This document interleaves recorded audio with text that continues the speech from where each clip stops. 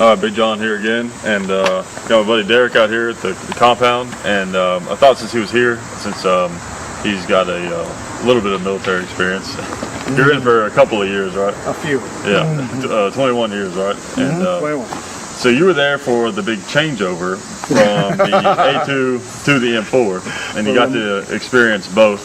So I thought it'd be kind of cool to, kind of share some of your experience with that. But first, I gotta make sure I don't forget to talk about SDI, the sponsor, SDI.edu.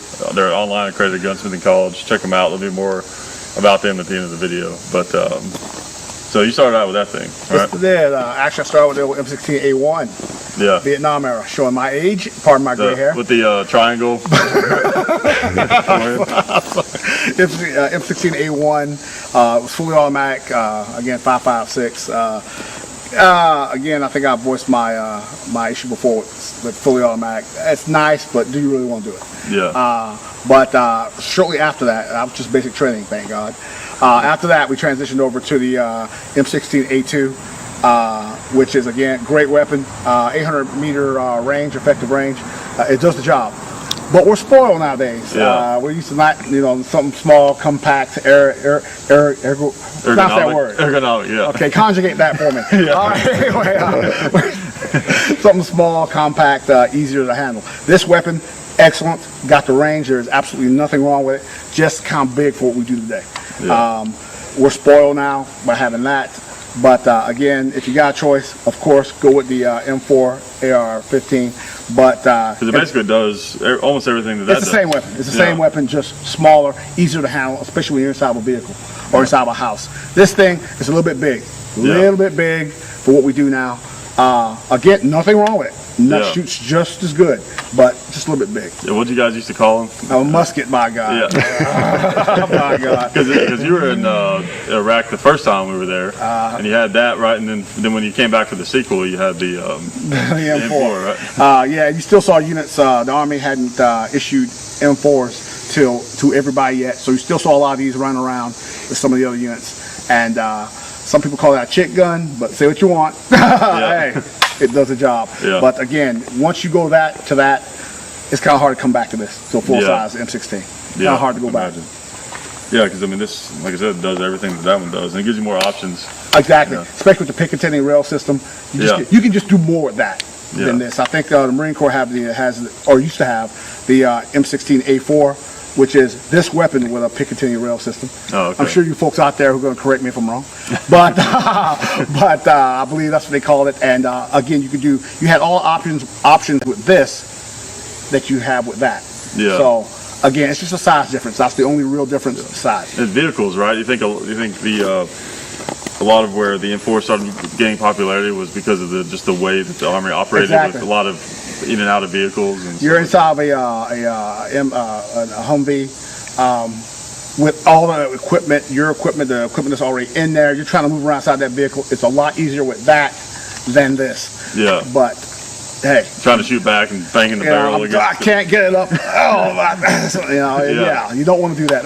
You don't want to be in that spot. Yeah. So yes, M4 is just a lot more handy for what we do now.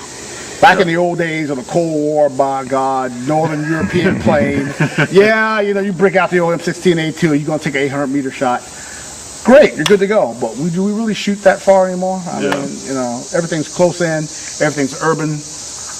Do we really need to shoot that far out? I think 460 is the effective range for that thing, which is plenty for what we do now. Yeah, and probably you can stretch them out even further. Yeah.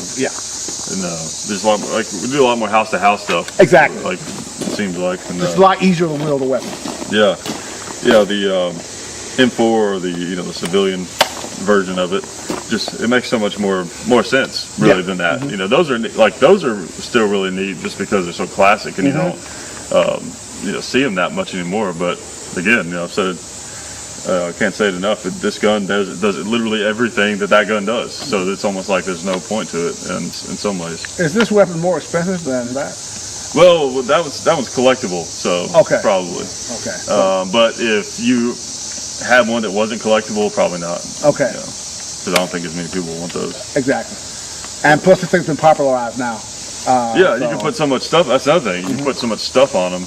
Yeah. Lights, lasers, you know, and toasters and all that kind of stuff. Iron sights work just fine, though, boys and girls.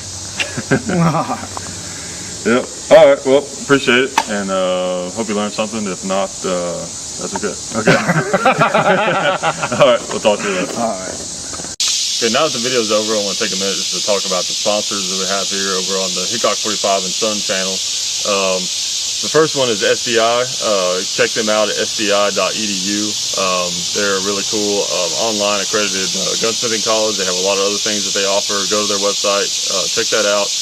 That's a really cool opportunity. They take GI Bill. It's just a great way to get in the gun industry. Check them out. Also, the new sponsor is Ballistol. It's a great lubricant. We've been using it for years and years, long before the YouTube days. And it's just great for everything. Guns, obviously, it's good for even restoring old guns if you need to get some rust off without completely damaging what little finish it has left on it. It's good in the interior of your car. It's good on wood. It's good on leather. It's just a good all-around lubricant. Check them out, ballistol.com. And as always, I appreciate you guys supporting the sponsors. You know, if it's something that makes sense for you, because you know this project isn't free, and we appreciate all of their support. Also, check out Facebook, and Gun Culture Radio is on iTunes, and we'll talk to you guys later.